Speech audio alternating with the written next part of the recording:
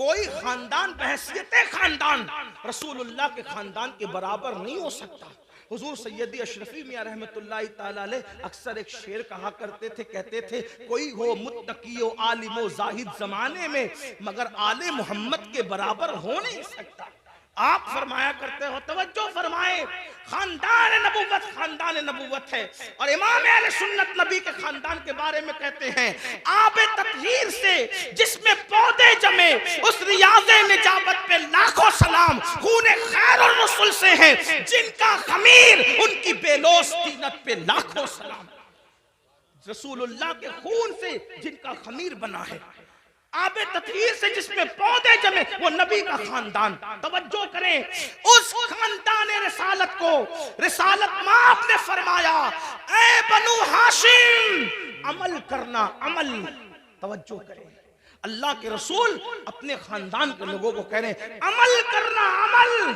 कहीं ऐसा ना हो कि लोग अमल लाएं और तुम सिर्फ नसब लाओ। फिर आका ने फरमाया ए बनु हाशिम, जिसको अमल ने पीछे कर दिया उसको नसब कभी आगे नहीं कर सकता, इसलिए अमल करना। रसूलुल्लाह की इस नसीहत को खानदान के लोगों ने कैसे सीने से लगाया, अल्लाह अकबर, कि रसूलुल्लाह के खानदान में फिर कोई भी आपको बेअमल नजर नहीं आएगा। मैं बेअमल की बात कर रहा हूं, बदअमल तो दूर की बात है, इसलिए कि एक है बाअमल, एक है बेअमल, एक है बदअमल। रसूलुल्लाह के खानदान में बदअमल तो बहुत दूर की बात है, बेअमल भी तुम्हें कोई नजर नहीं आएगा। देखो नबी के खानदान को देखो, पूरी पूरी रात अगर सजदे में गुजारने वाली मदीने में कोई खातून मिलती है तो वो कोई और नहीं है, वो मेरे नबी की शहजादी सैयदा मखदूमा ज़हरा की जात है। और जब रात पूरी होती है तो नमाज मुकम्मल करके हसरत के साथ सर को सजदे से उठा के कहती है ए अल्लाह, तूने रात इतनी छोटी बनाया कि तेरे महबूब की बेटी फातिमा दिल खोल के सजदा भी ना कर सकी। अल्लाह अकबर। उसके बाद देखे घोड़े की एक जीन पर एक कदम रखकर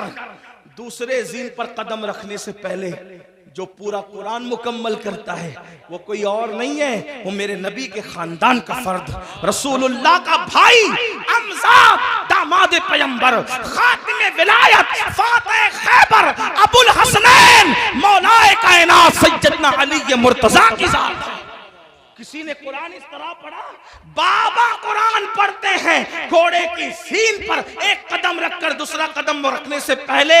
और शहजादों की क्या शान है, सर कटने के बाद जो नेज़े पे कुरान पढ़ते हैं वो किसी और खानदान का फर्द नहीं, वो मेरे नबी का नवासा सैयदना इमाम हुसैन की जात है, इमाम अली मकाम की जात है।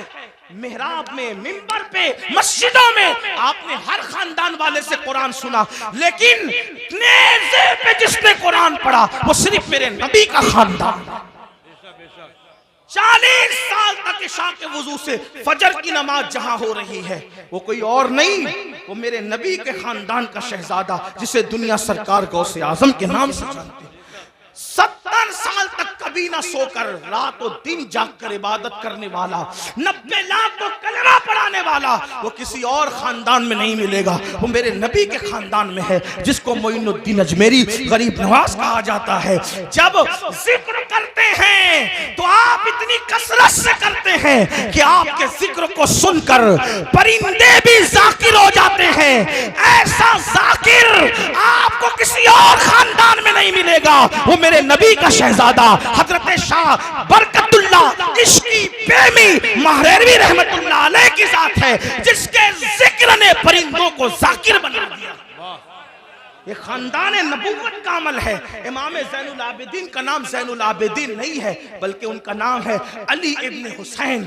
ज़ैनुल आबिदीन उनका लक़ब है, लक़ब। और ज़ैनुल आबिदीन क्यों कहते हैं? क्योंकि रोजाना तकरीबन 300 रकअत और कभी 700 रकअत नफिल नमाज पढ़ते थे। लोगों ने कहा ये आबिद नहीं है बल्कि ये ज़ैनुल आबिदीन है।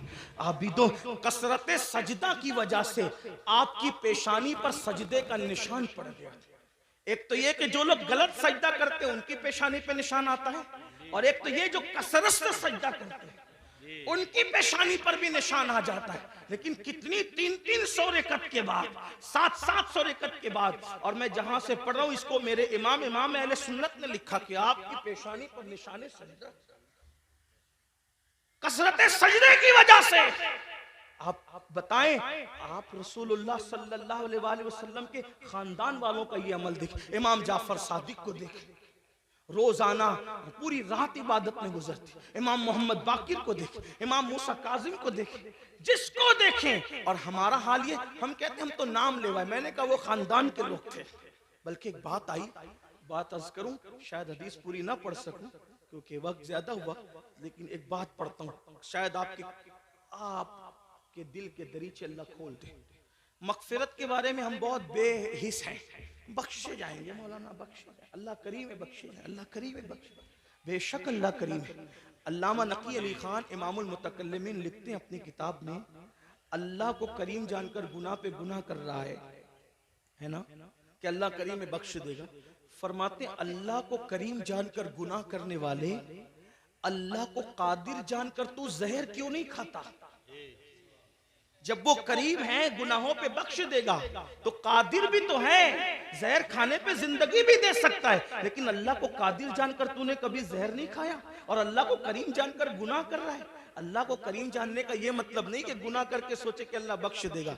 अल्लाह को करीम जानने का मतलब ये कि नेकी करके भी रो, अल्लाह मेरी नेकियां इस काबिल नहीं कि तेरी बारगाह में कबूल हो, अपने करम से कबूल फरमा। अल्लाह गुनाह तो गुनाह, अगर नेकी का सवाल कर ले तो हम अपने अल्लाह को नेकी का जवाब नहीं दे सकते। जो इतने चैन से बैठे हैं ना मेरे भाई, जब जिस दिन एहसास होगा कि मगफिरत किस चीज का नाम है तो आपको पता चलेगा। हजरत सैयदना इमाम जाफर सादिक का जिक्र है। इमाम जाफर सादिक को लोग इतना ही जानते हैं कि हम उनकी कूड़े की नियाज करते हैं, बस इतना ही जानते। लेकिन जानते हैं ये इमाम जाफर सादिक गौसे आजम से पहले अपने दौर के गौसे आजम है। मकामे गौसियत कुबरा पर फाइज इमाम जाफर सादिक। कौन इमाम जाफर सादिक? जिनकी जूतियां इमाम आजम अबू हनीफा जैसे लोग सीधा करते थे।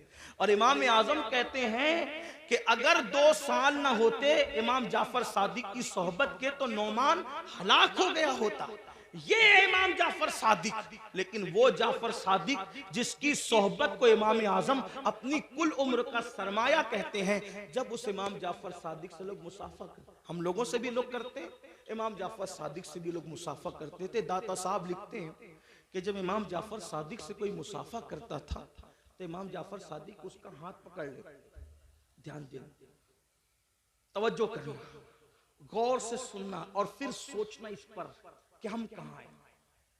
इमाम जाफर सादिक जिसके नसब में किसी को कोई इख्तिलाफ नहीं जी, इतना मजबूत सिलसिलतुज़्ज़हब है कि जाफर सादिक बेटे हैं इमाम मोहम्मद बाकिर के, वो बेटे इमाम ज़ैनुल आबिदीन के, वो बेटे इमाम हुसैन के, और वो बेटे हैं हजरत मौला अली के, और वो शौहर सैयदा फातिमा के, और वो शहजादी रसूलुल्लाह की।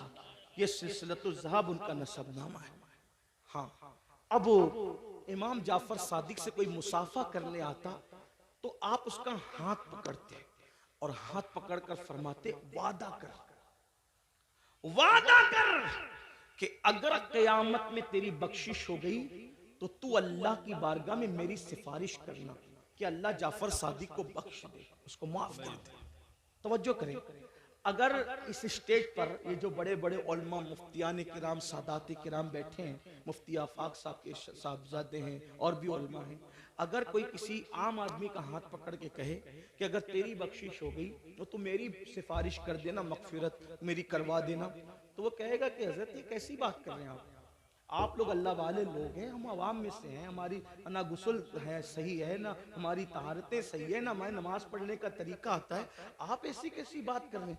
अब जब ये मिंबर पे बैठे हुए अल्लाह वाले किसी से ये बात करें तो ताज्जुब होगा, चे जाए कि इमाम जाफर सादिक ऐसा सैयद जिसकी गुलामी इमाम आजम जैसे लोग करें, वो जो है इल्म के मामले में उन जैसा उनके दौर में कोई नहीं था, तकवे के मामले में उन जैसा कोई मुत्तकी नहीं था, इबादत के मामले में उन जैसा कोई आबिद उनके दौर में नहीं था, और वो लोगों का हाथ पकड़ के कहते वादा करो कि अगर तुम्हारी बख्शिश हो गई तो तुम मेरी सिफारिश करना, मेरी मगफिरत करवाना, मेरी सिफारिश करना, शफाअत करना। और लोग पलट के कहते इमाम आप तो सैयद है, सैयद आप तो सैयद आले रसूल हैं, हम आपकी क्या सिफारिश करेंगे, आपके नाना शफीउल मुज़निबीन है। तो इमाम जाफर सादिक रोते हुए जवाब देते, रोना तो यही है कि हम सैयद हैं। तवज्जो करें, कहते रोना तो यही है कि हम सैयद हैं, क्योंकि हम इस बात से डरते हैं कि हमारे नाना को हम मुंह क्या दिखाएंगे। नाना को मुंह दिखाने की हिम्मत नहीं है क़यामत के दिन। ये हाल है उनका जिनकी सियादत पर, इमामत पर, क़यादत पर, तकवा पर, ज़ुहद पर पूरी उम्मत का इत्तिफाक है। वो क़यामत के दिन से इतने लर्जा बरअंदाम है। और यहाँ जिन्हें गुस्ल भी नहीं आता, वुजू भी नहीं आता, जुमा की 2 रकअत पढ़ के मस्जिद से ऐसे भागते हैं जैसे स्कूल से छुट्टी होने पर स्कूल के बच्चे भागते हैं, ये हालत है। और उसके बाद हम जन्नत के ठेकेदार बने, मौलाना हम जन्नत में न जाएंगे तो कौन जाएगा। बड़ी माजरत के साथ वहां फिर देखा जाएगा कि क्या होगा, और वहां पछताने से काम नहीं चलेगा। आज ले उनकी पनाह, आज मदद मांग उनसे, फिर न मानेंगे क़यामत में अगर मान गया। आज रातों को जाय करने वालों, आज रातों को फजूल गुजारने वालों, वक्त को बर्बाद करने वालों, ये जिंदगी का कीमती सरमाया अल्लाह ने पहली और आखिरी मर्तबा दिया है। खुदा के लिए इसको जाय न करो, इसको फजूल बर्बाद न करो, वरना मौत की बात पछताना होगा। मौत के बाद सिवाय पछताने के कुछ हाथ नहीं आएगा। लेकिन उस दिन का पछताना, अल्लाह अकबर, कोई फायदा न देगा। उसके बाद मेरे और तुम्हारे आका सल्लल्लाहु अलैहि वसल्लम फरमाते हैं, कुछ लोग ऐसे होंगे, अल्लाह अकबर, जब वो अपनी कब्रों से उठेंगे, ये तीसरा ग्रुप है, ये तीसरा टोला है जो अपनी कब्रों से उठेंगे, इस हालत में उठेंगे कि उनके पेट पहाड़ों की जैसे बड़े बड़े पेट होंगे, और उनके पेटों के अंदर सांप, बिच्छू और आग दहक रही हो।